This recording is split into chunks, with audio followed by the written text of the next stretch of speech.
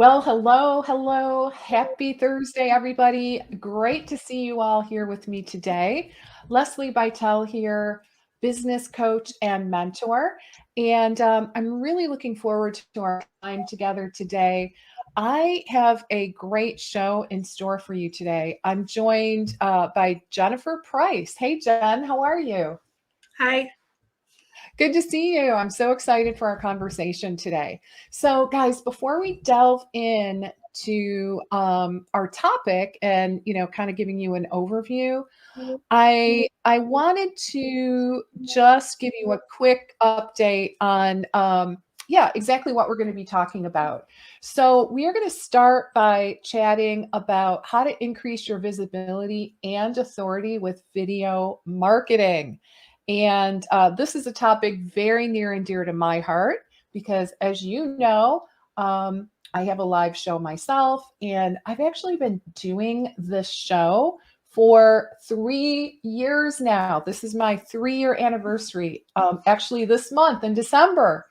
So I was in your shoes not very long ago. All right. So I can really appreciate, gosh, all the trepidation and, honestly, the putting it off part, especially. Like I have every excuse in the book, or I did have every excuse known to man and womankind when it comes to kind of postponing the whole idea of going live on a regular basis. So I'm going to help you through that today and with Jen's help. So here's what we're going to talk about. Why video marketing is the fast track to be able to reach more people. And that's really the beauty of it, is it is going to greatly expand your reach and your ability to develop a closer bond, a relationship with your audience. So we're going to talk about how to create engaging video content that really speaks to your ideal audience. We'll share some tips and tricks to increase visibility and authority online. And really super important, how critical it is just to have a plan in place. All right. So we want to have a plan in place. Plus, you are going to have an opportunity, of course, to interact and get your questions answered during our time together today. So, all right. So, with that being said, let me just kind of give you a quick introduction. You guys might remember Jen. She joined me, I don't know, it was a few months ago, I think. Jen Price is a YouTube growth specialist who works with business owners and creators in various fields to monetize their channels, expand their audience, and increase revenue. Jen's clients range from small businesses to entertainers, loved worldwide. So, welcome, Jen. So happy to have you back. Thank you for having me. Yeah. So, why don't you just kind of refresh our memory in terms of, your background and how you came to do this, really specialize in helping people grow their YouTube channels. I actually used to be in event production. Mhm. And as things evolved, like the internet, Right. I started getting more into marketing, social media, whether it be through helping out at my regular job or through nonprofits. And eventually I found my way into the freelance world, and I decided to take on YouTube. I knew video was a growing market, and YouTube is enormous in its capabilities and what it can do for people in terms of marketing. Either if you're, example, an entertainer, like most of my clients, I would say half of my clients are specifically comedians and the rest are health professionals. Oh, interesting. What an interesting, kind Yeah, of dichotomy, right? Like, whoa, how did that happen? yeah, I'm listening to very great medical or health related Yeah. stuff, and then I'm like laughing. So it's pretty fun. It's a great combo. I love I that. learn a lot, and I have fun doing it. So Hmm, yeah, it's that's a very fabulous. fun job. It's very rewarding, and nothing is better than like showing a client a viral video or something, or like, hey, we got you monetized this week. So monetization is like 1,000 watch hours. I'm sorry, 1,000 subscribers and 4,000 watch hours. So it's a big milestone, and then they're able to actually earn money through ad revenue. But there's just so many different ways to use YouTube. And between its link to Google and the searchability, it was my first choice. Oh, I love that. Yeah, because you and I go back. And you and I used to work together growing my Pinterest account. Remember that? And Yeah. then we decided to, change gears. So and Pinterest can be great, especially if you've got, well, you can probably speak more to that. But for a business like mine, for example, I feel like YouTube is definitely where it's at for like people in private practice, right? Tell us why you like, so obviously we are talking today with health practitioners. So in your opinion, why is YouTube a great option for health professionals? Well, there's obviously the whole, it's a sister company of Google type thing. So they do have the searchability, SEO and all that stuff. But using YouTube, say, as your core content, Yeah. you can do testimonials, basically show your expertise in your field. If you've got an online business in your practitioner and not like a brick and mortar, you can definitely expand your reach. And just, for me, and I know this can be also used for practitioners, but like when I send out a proposal, I might send out a blog and the video to basically show I know what I'm talking about type thing. So you can use those YouTube videos in different ways, whether you're talking to clients or different approaches. Okay. Yeah, I love that. Okay. So let's dig in a little bit. So, can you comment a little bit on the style of content that, all the different platforms prefer, and I'm really talking about the algorithms and, how you navigate that to get your content really to be shown front and center by the various platforms. So, yeah, tell us a little bit about how that works. Let's see, we got Facebook, which probably almost everybody here is on. They perform short form content. So if you're doing video, like short video, engaging text, images, basically video that can quickly be consumed. But yeah, they're boosting video. Okay. Like most platforms are. Twitter, short and to the point, very concise in the messaging. Okay. You got TikTok. They've grown quite a bit in the past couple of years. Yeah. With there, you just need a lot of flash to keep engagement. But they share tips, like for practitioners, I'd share tips and hacks to help, your target audience. The thing about TikTok is their algorithm is fantastic. Like if I'm watching a bunch of content, like health related content, it's going to keep feeding me that from different angles. When I log on, it's all the things I like. So, but the thing about if you go the TikTok route, you really need to mix it up and not promote yourself 100%. It's like 80% value, 20% promotion. And I would agree that, honestly, like that's what I would recommend anyway, is that 80-20 rule. 80. So do you guys get that? 80% of the time you're providing value and 20% of the time you are, you're selling or you're promoting or you're asking your audience to maybe step into a paid program, right? So I do think, regardless of the platform, I highly recommend that you follow that 80-20 rule of thumb, right? Sounds like Jen agrees. Yes. Awesome. Okay, so we've got all these options out there. Why YouTube then? Because one of the most common questions I get, well, let me rephrase that. One of the one of the biggest challenges is I'm overwhelmed. I feel like I'm just all over the place and I don't really know how to rein it in. I don't know, where should I be spending my time? So you have honed in on YouTube. So why would you recommend YouTube over perhaps some of the other platforms? Well, first of all, the searchability, right? It's Okay. the second biggest search engine in the world, behind Google, and they work together. So that's the Google biggest reason. owns YouTube, right? Yes. Yeah. Okay. That's Um, huge. the next biggest thing is probably repurposing. I think YouTube videos are easier to repurpose than any other video content, Okay.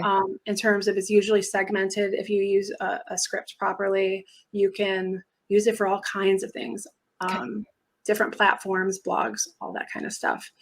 Um, Okay. I also think you're able to really hone in on certain topics that apply to your audience, and use those keywords to attract them if done properly. Okay. All right. I love that. And I would maybe just add one thing, and you kind of alluded to this, but just to kind of to drive this point home, the thing that's really nice about YouTube is that like when your ideal client is sitting in front of the computer, right? Trying to use Dr. Google to solve their problem or at least to get them started, if you've got content like a video that addresses that question, right? And you've got it properly tagged, like all the things that you can do inside of YouTube, you are likely to show up in a Google search. And that's in contrast to, of course, creating video on like inside of Instagram or inside of, Facebook. That's great, but it's not searchable on Google. You have to be inside of the application, to be able to access it, right? Mhm. So that's why I really like the idea of using YouTube and kind of making that a primary platform for your content. I would say YouTube and maybe a blog. And guys, remember, you're not recreating the wheel, right? You're actually repurposing. So, like, if you're writing a blog and you're SEO optimizing and doing all the things, honestly, all you have to do is, turn around and then create a video, pretty much talking about the same exact information that you wrote about in your blog, right? Post it on YouTube, do all the optimizing, and then you can repurpose that content, right? Is that how you'd recommend going about it, Jen? Or any Um, suggestions that I might have missed? I got a whole list of ways to repurpose. Ooh, okay. I'd love So, to find out before you jump in. mhm, I just want to get a little feedback from our audience while you're talking. Okay. okay. So, those of you that are listening live and those of you that are going to watch the replay, can you give me a comment? Let me know in the comments, what are you doing right now with video? Like, what is your strategy? Are you using YouTube? Are you doing blogs? Are you really just focused on a social media app like Instagram? Just give us a little bit of background so we can help you out. Okay, Jen, with that, let's give us some tips on repurposing. I think that would be really super helpful. So my suggestion, if at all possible, is to use YouTube as your core content. Okay. If you were to do that, you can then, I know that you promote this too, is transcribe your video. Yes. Then you can take that transcription, you can make a blog post, you can make a LinkedIn article, you can do your weekly newsletter, and you can also pull quotes out of there for social media, and different stuff like that. You also have, all of the social media platforms in general where you can use video, you can use infographics from the facts, the quotes in your video. Yeah, I there's love there's so many different things you can do, and there's so many different social media groups on YouTube. There's also the YouTube community, which is really like a post almost like Facebook. So it'll show up in the feed for videos. You got Instagram, Facebook, LinkedIn, TikTok, Twitter, and then there's also Google My Business, which I don't know too much about yet, but it's another thing. Okay. Yeah, and then you have, Reels and TikTok. So there's different forms of video that you can use on the same platform. And then there's, carousel posts with infographics, stories, stuff like that. Okay. So there are, yeah, sorry. Yeah, I was going to say there's a little bit of delay.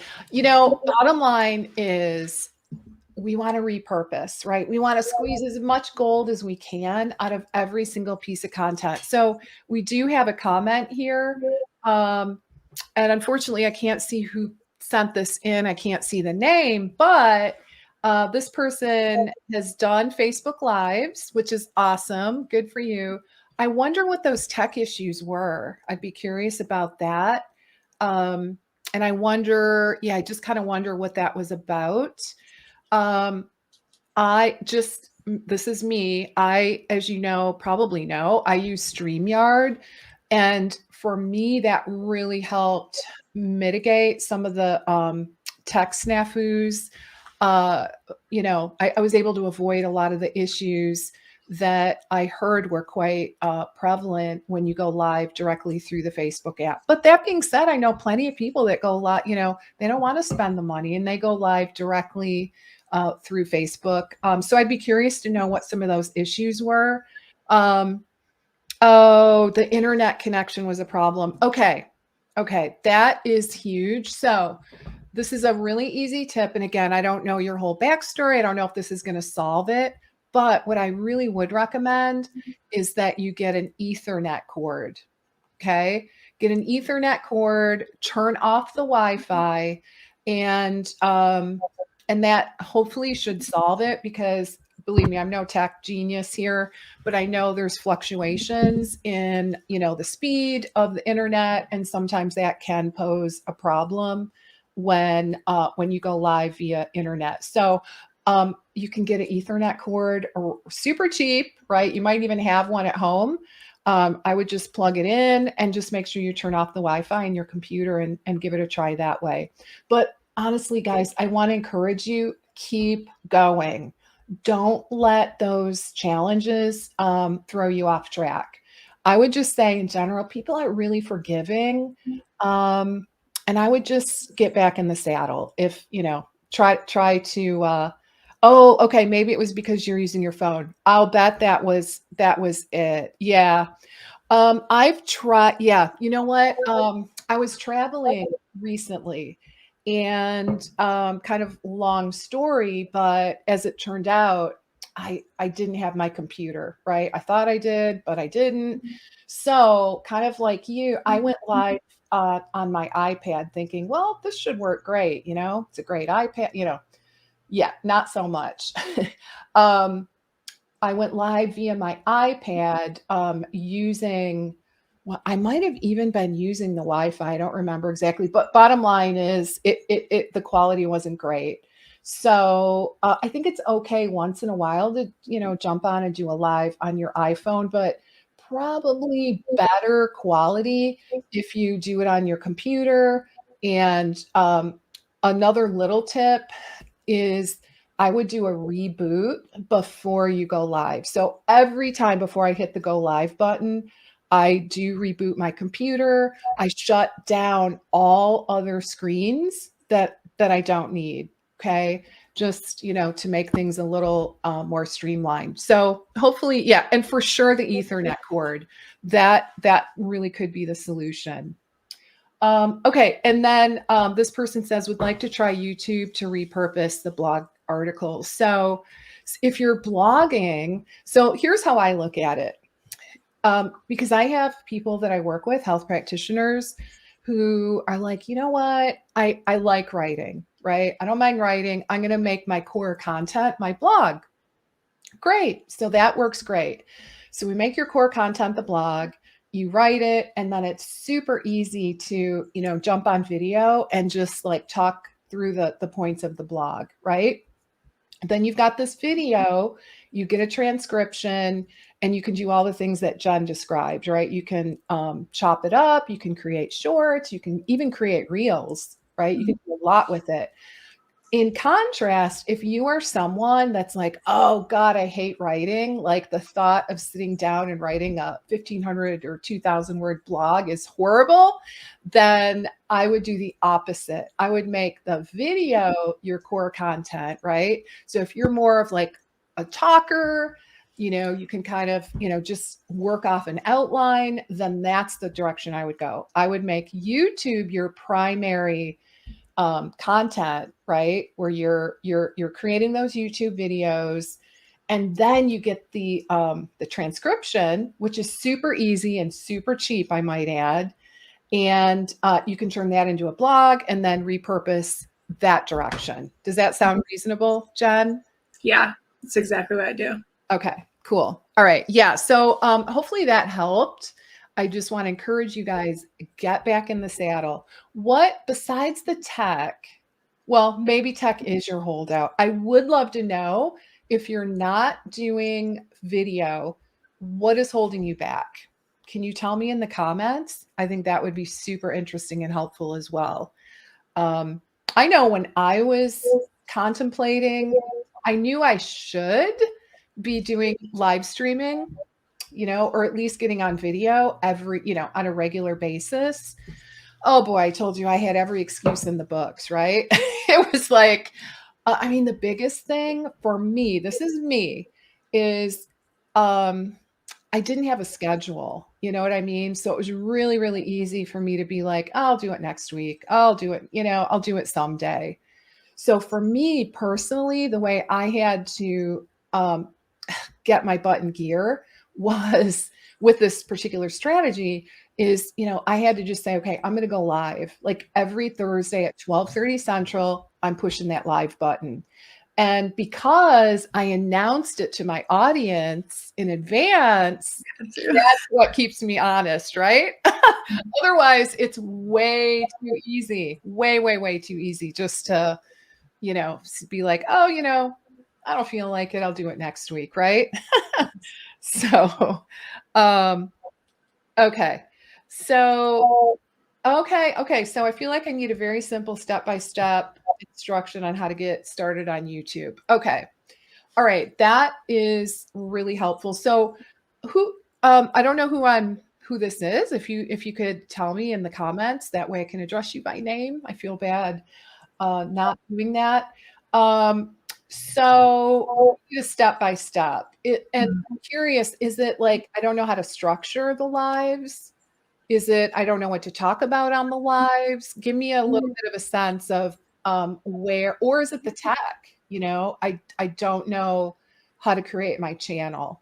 Okay. Because those are different elements of the process. And honestly, Jen and I can help you with that in a big way. So give us a little feedback on that, so we know that way we'll know how to help you. All right. So Jen, what are some tips for filming the Facebook Live so the video footage can actually be adapted to different platforms? Do you have any tips on that you can share? I think when you're writing your outline for the show, and say you're finishing up, you just asked a question, the guest answered it, kind of leaving a little bit of space there. So it can be, so if you wanted to actually use those different questions and answers as a clip on different channels, you can do that. Obviously there's some like reels, you're limited to 1.5 minutes. Shorts, you're limited to 1 minute. So trying to figure out where you can, without overthinking, where you can steal content from later.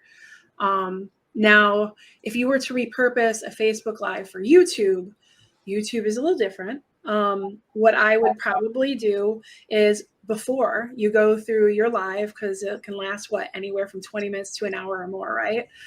You probably want to do this before. But I would film an intro and an ending for YouTube that's specific, and maybe even a little part about the call to action. I do it the day of. You can do it earlier or later, whatever you want. Well, you're still wearing the same stuff. You're still in, same hair, same outfit, right? Yeah. So you can basically, I would probably even do that maybe an hour before I went live. Okay. But yeah, the intro for, you just want to hook in the beginning of your, and you want to get pretty much straight to the point on YouTube. Less fluff, the better. Okay. Well, it's super interesting that we're talking about this because Jen, as you know, well, you're the one that does my YouTube, right? Mm-hmm. So just to give you guys a little background, Jen and I have been talking kind of behind the scenes about, what are our initiatives for 2023 for my YouTube channel, right? Because, obviously I'm going live via StreamYard and I'm streaming to multiple platforms. And then we're going back and creating the we're doing exactly what we're recommending that you guys do, right? Now, the caveat though is that I have not, this is me talking, I have not been jumping on, beforehand to do an intro and an outro for each of my videos. Where did we land on that decision? Did we decide that is that's going to be one of the things that we do for 2023, or what did we end up deciding there? I think so. And with the longer videos, because these go up to 60 minutes sometimes more, I might even break it up. And if you know what you're doing, if you know what your outline is, you can say, well, I think I'm going to do an intro for this topic, an intro for this topic, and an intro for this topic. I don't think the ending always has to change. You can mix up your call to actions for those, but you can get a lot of different content just for YouTube for that. And that doesn't count like shorts and reels and Facebook. Okay. So you're gonna chop up the videos because mine tend to be a little on the longer side. So are you suggesting that, like, for me, I go in and record, different intros moving forward? Yeah, I'd say specific to the content. Okay. Yeah, like example, if I were to talk about 7 different ways for you to repurpose content, that alone, out of the 60-minute call could have probably been a clip, and then your intro could have been about that. Okay, I love that. I do. Okay, what do you include in an intro? This is for our audience. What would you recommend? A hook. Okay. A little bit of an intro about yourself, not a huge biography by any means, yeah, but like very simple and basically showing your expertise. This is what I do, and just a little bit about you, and then let's get into it. Yeah. Okay. It's very super quick. I would say no more than 15 seconds between the two. All right. That's great. Guys, YouTube is a different animal in that it is much more to the point. And a lot of people are going on YouTube to figure out how to do something, right? How do I do this? How do I do that? Like, and that's really the kind of content that seems to do well. So your intro, you do not want to belabor it. Let me just say, you want to jump right in. And so the hook, what is the hook? The hook is, basically answers the question, what's in it for me? Why should I watch this video? Right? Mm-hmm. Exactly. So it could be something like, hey, everyone, Leslie Bytel here.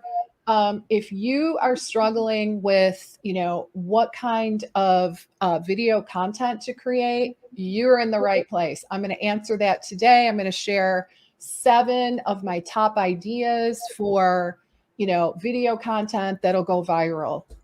Something like that, right? Yes. Okay.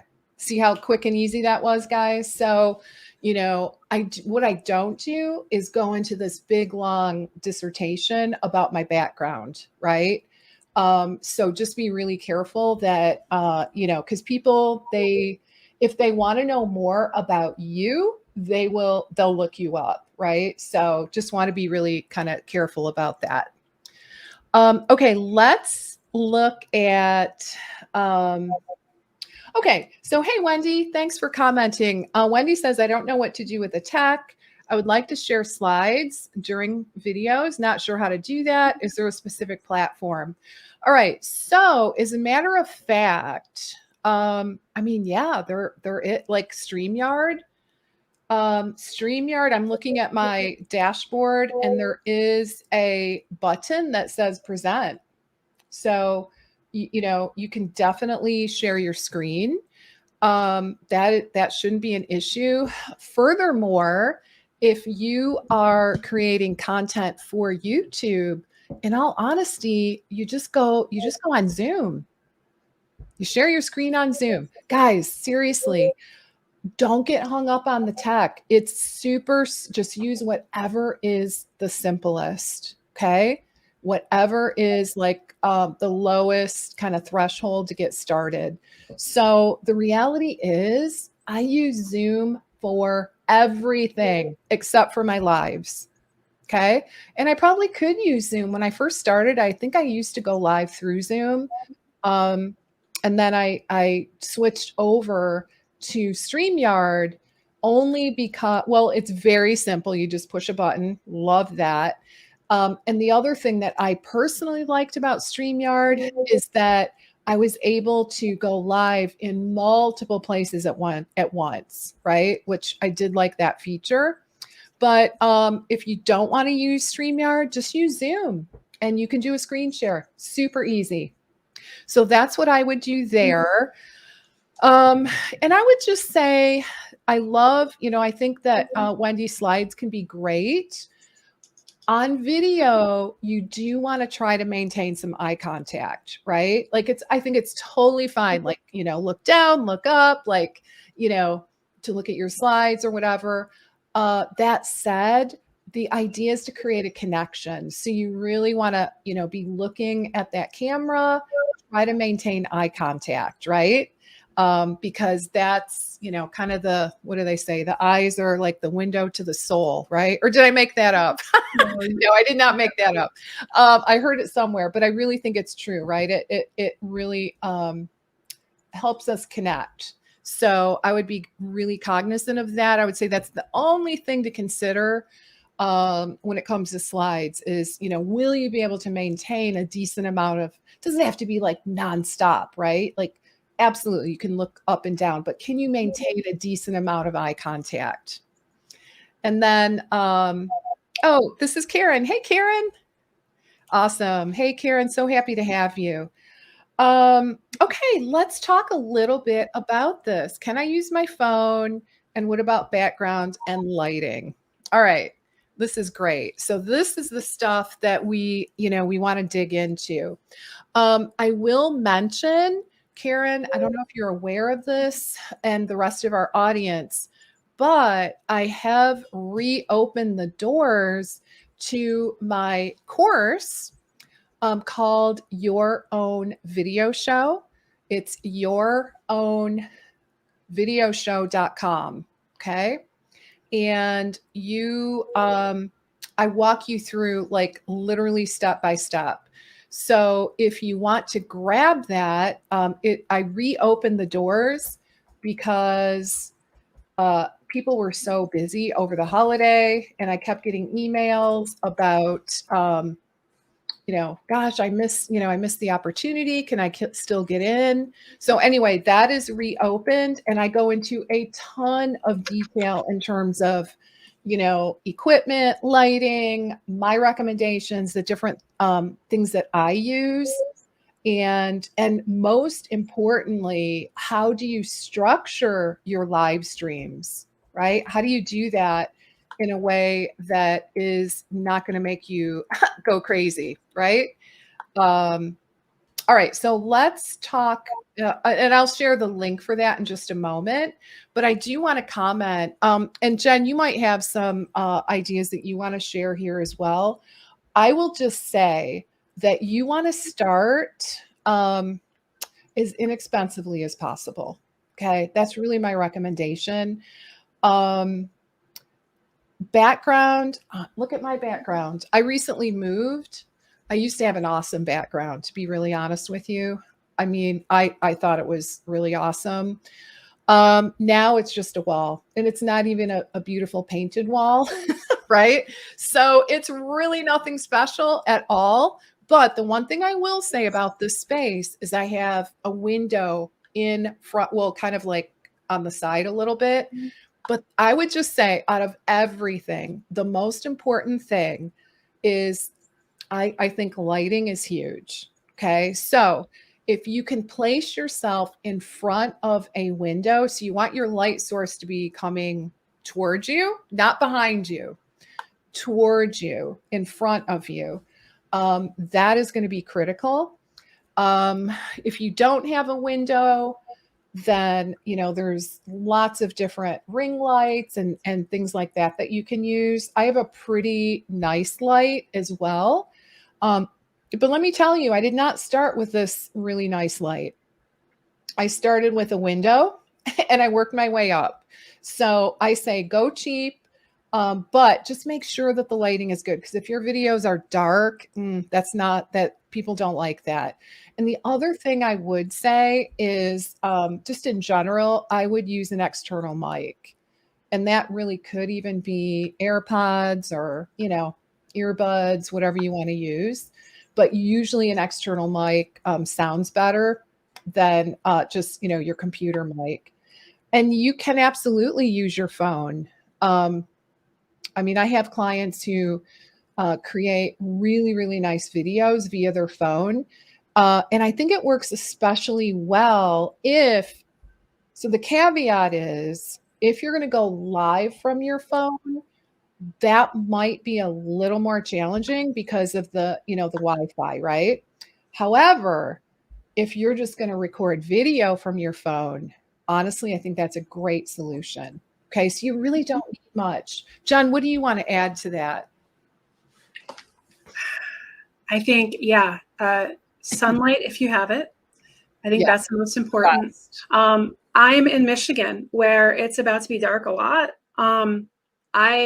Right now I have a light above me, which probably for filming would need to be at a different angle, but it's just a sun, one of those sunlights where it replicates sun, because it's about to get a little depressing over here. But yeah, that's what I use. But I recommend, if at all possible, sunlight. Ring lights are really cheap right now on Amazon. You can get cheap, and then you can work your way up to some really good stuff. I love that. Okay. Yeah, I think you just go on Amazon, right? And I actually did at one time use a ring light, and that's pretty much all I had, just a ring light, and ordered it on Amazon, super easy. Then so guys, just like with your clients, you want to create a habit, right? You want to create a habit where you're actually creating videos on a regular basis, right? And then once you're, kind of into it, you're creating video on a regular basis, then I would say, maybe you want to up your game a little bit, and maybe take a step in investing in improving the quality. But seriously, I don't think you need anything special really for a background. I don't know. Do you, Jen? I mean, No. it can be nice, but I think it can almost be kind of distracting, to be honest with you. What are your thoughts on that? Just a plain background's fine, but I just would make sure, things not too cluttered in the background, but people are successful in different environments. So I think they're fine. It's not that big of a deal. Right. I would agree. Okay. Awesome. Any other recommendations there? For getting started with the filming process? Yeah. The filming process itself, I know it can be intimidating. When I tell people to film their own videos instead of going all the way through, because to me that's nerve-wracking, right? Because if you screw something up, right? So I tell people to have an outline, to go over a few, like a topic. You don't even have to go through a whole paragraph or whatever. Yeah. But just say a little bit say a little bit, Yeah. and then pause for a second in a neutral way, so the editor can edit it, and Right. then go Okay. ahead and continue. But when you're moving around and doing all this stuff, it's very hard to edit. So just try and know where your neutral spot is for Yeah. filming and go back to it when you're done speaking. Then you can go and look at your script to refresh your memory and then come back up and go ahead and speak. But those pauses are fine. Like you can take 2 minutes to 5 minutes, whatever in between. I've even have somebody, like a lot of my clients will say in the film, hey, Jen, we're going to cut that. Or Oh, just try this again. So they can communicate in that original footage. And I just usually go through and cut things out according to like what makes sense, or unless they instruct me otherwise. So that is super interesting. So are there any strategies that we need to follow in terms of like those kind of pregnant pauses? Because I honestly, I personally never think about that. for the pause, like the pauses are okay. It doesn't matter. Like I definitely would pause. Okay. Instead of having that stress on your back, knowing that like this is stress free. I can say a few lines Yeah. and then take a break, get my composure, anxiety's down. Because I know being on camera, you're putting yourself in a very vulnerable position, especially when you're putting it out into social media world. So sometimes just the filming alone can be nerve wracking. Yeah. So just taking that time to know that I'm doing this myself, it's okay.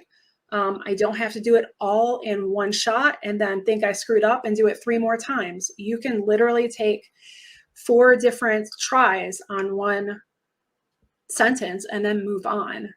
That's less time consuming in general. I love that. All right. Is this Karen still? Karen, I'm really like this delights me to see this message. You've got all the equipment. Why are you not doing this already? Why do you think it is? I mean, I can guess, but each of us kind of has our own internal like procrastination and we've all got our own reasons. So I'll tell you what, Karen, because I can't resist a little coaching. Um, Let me ask you this. When do you want to do your first short video? Give me a date. Okay. Give me a date in the comments and even tell me if you can, like, tell me what you want to do your first video on. How's that? Because I want to help you to actually follow through. Actually, anyone listening, you know how it goes, right? If you declare it to the world, you're more likely to actually follow through. Hello, that's why I go live the same time every week because I don't want to, let my audience down, right? Like I've already said I'm going to do this, so now I'm for sure going to do it. So let us know in the comments your plan. What is your next step? What are you going to do? Give me an idea. And in the meantime, a couple of things that I wanted to share. Oh yeah. So I did want to put on the screen yourownvideoshow.com is the URL. And as I was mentioning earlier, I created this course specifically to help you to get moving forward, right? I feel like it really addresses all of the potential holdouts that you might have. And frankly, even if you're already doing a live stream or a live show, this course was really designed to help you to brainstorm lots of ideas in a really sequential manner so that you're, not pulling your hair out, trying to figure out, oh my God, I have to do a video. What am I going to talk about? And how do I organize my thoughts and actually put it on a video? So go and check out yourownvideoshow.com. Like I said, we opened the doors. We had lots of emails on Monday saying, OMG, did I miss the deadline? So we decided to open things back up and you can get the early bird price. And guys, it's a steal. It really is a steal. I mean, you get loaded up with, templates and all kinds of tools that are going to really help you to make this entire process very seamless. All right. So go ahead and check that out. Let me know if you have questions about it. I think it will really, really help you. Okay. All right. So Karen, all right. I will do my first video by the end of this month. All right. On the first steps to reverse diabetes. Great. Okay. Doing my own editing sounds intimidating. All right. Well, we can help you there too, right, Karen? Right? Jen, I meant Jen, not Karen. Yeah. Yeah. So, Jen, tell us a little bit about, why don't we talk a little bit about the work that you do for me and how you can help folks? Yeah. Because the editing, yes, not for the faint of heart. I'm with you 100%. Now, look, some people are completely wired for this. Okay. I am not one of those people. I just don't have that kind of patience. However, thankfully, there are people in the world such as Jen. And so, Jen, tell us how you help people with this part. Well, if you're using a Facebook Live and I'm editing something like that, it can be a little bit more simple because there's really less editing involved, really just clipping off the ends and a bit in the beginning. If there's any, kind of tech issues in the middle, addressing that.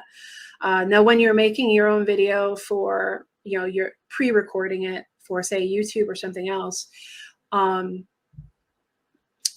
for editing, I usually just tell people to take the process I was telling you about, where you say start with your script and you start with your intro and your hook. And after your hook, you read the lines, take a break. If you weren't happy with it, you do it again. But leaving those breaks in between allows somebody to go in, even the least experienced editor, to go in and just clip it and then clip it, and then everything comes together. It's when you have a lot of things happening at once and expecting it to be edited, without seeming so disruptive. That's the issue.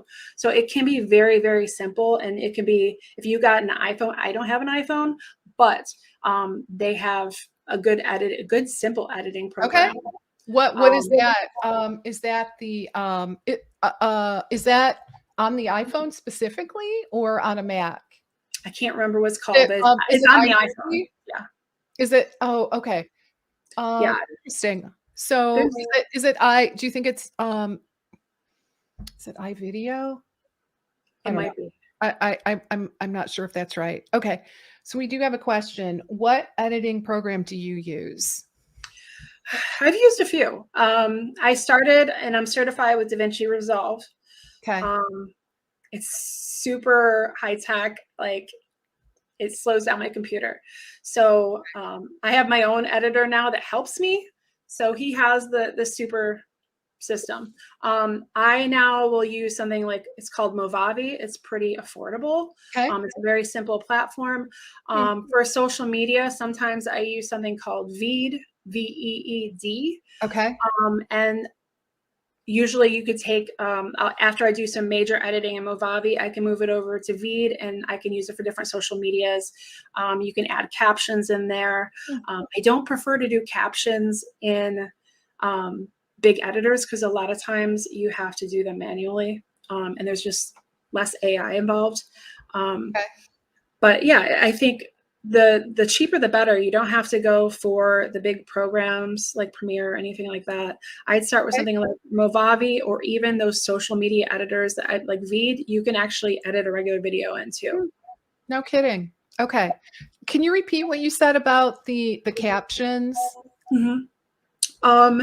Programs like Veed will allow you to actually, it's got AI, so you just press a button and it will go ahead and start generating subtitles or social media captions, and then you could change the styling of it or whatever. Now when I go to do captions for like a lot of bulk stuff, like say I'm taking one of my comedians and making tons of clips, I can do bulk uploads in a program called Subly. And so when I upload them, all of them get captions, and I just go and make sure everything's correct. Okay. Because sometimes, things end up weird. But it's just so much Definitely a good idea convenient. to double check, right? It's so convenient when you have a lot that you need to do for captions, just like doing a bulk upload, and when it uploads, it's actually doing the captions at the same time. So Okay. And what was that called? I have Movadi. Is it MOV AVI. Oh, AVI. Mhm. Okay. So Movadi or And yeah. Okay. Got that. And Veed. yep. And then what was the third one? The third one is more for captions. Okay. There is some other functions, but I don't use it for that. Subly, SUBLY. Okay. I think the web address is actually Get Subly. Okay. So Cool. All right. That's great. All right. All right. So in terms of the work that you do, then I mean, you've helped me a ton in terms of, taking my Facebook Live videos and kind of repurposing and doing all like the optimizations necessary to get traction on YouTube, which does include a like adding like a little intro. mhm. And do we do an outro too on mine? What I use for you is end cards. Okay. Usually, like, you'll have your closing for the Facebook Live, and then I'll have music trailing into, and I use an Okay. end card.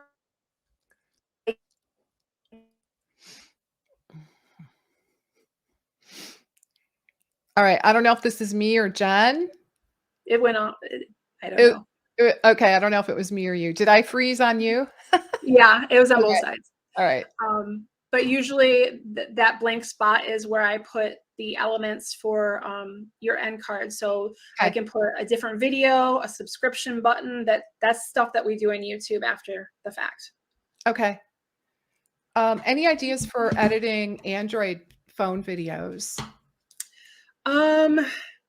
I don't have any experience with that, but I would bet there are a ton of apps, probably similar to the one that I mentioned, Veed, Okay. where they're usually catering towards social media. But I'm sure there are some out there very similar to the Apple one. Okay. Sounds good. Okay. All right, guys. So let's see. All right. So a couple things as we wrap up.